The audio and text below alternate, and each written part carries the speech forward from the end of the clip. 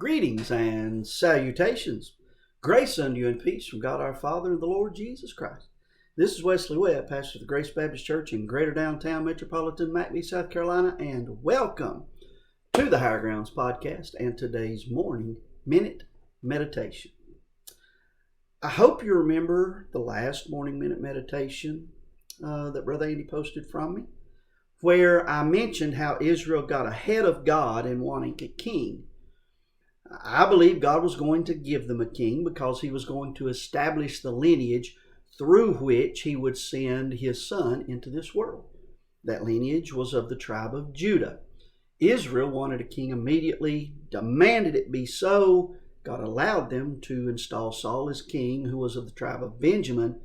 And if you've watched that video, you remember all that. If not, I encourage you to watch that video, then come back and watch this one. Anyway, here's what I want to point out to you today. Saul was not the perfect will of God for a king nor the kingdom.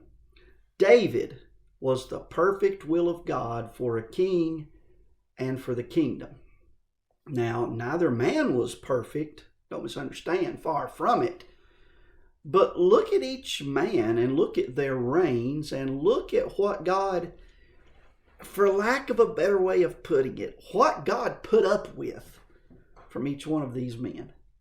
From Saul, you remember in 1 Samuel chapter 13, he had only been reigning for 2 years and he disregarded instruction. He didn't wait on Samuel. He offered offerings that he had no business doing before going to battle with the Philistines. Also in chapter 15, he had disobedience issues. He was supposed to kill all the Amalekites, destroy everything they had. And you remember how that he did not. And by the end of chapter 15, God had rejected Saul from being king. It was just a matter of time before the kingdom would be rent from Saul's hand. Compare this with David.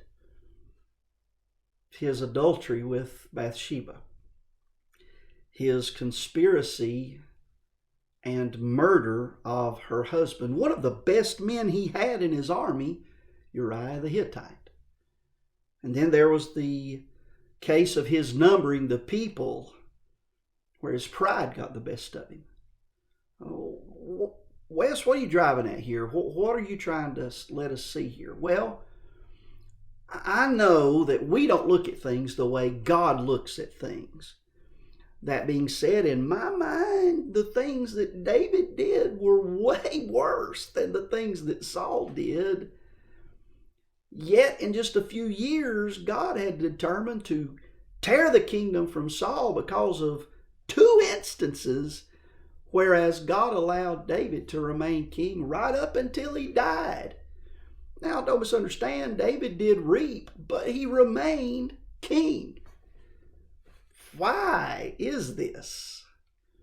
Well, as I said in the last morning minute meditation video, Saul being king was a result of Israel getting ahead of God. David being king, however, was the perfect will of God. So it seems to me then that God is much more patient with his will than with our will. Let that sink in. You stew on that. That's all for today's morning minute meditation. Y'all have a great day, and remember, it is what it is.